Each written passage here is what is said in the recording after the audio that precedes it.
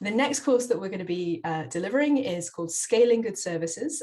This is a 2-day masterclass for people who are leading change in their organizations. So I always like to think about service design as kind of 90% sort of convincing people of the idea you're trying to get across, and about 10% design.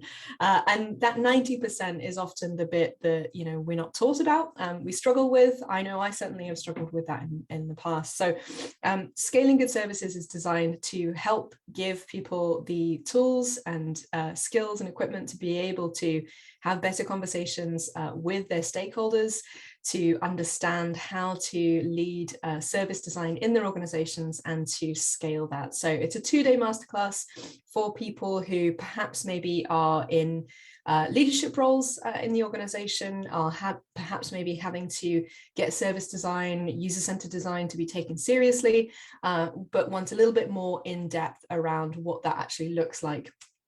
So if that sounds like you, then Scaling Good Services is the course for you.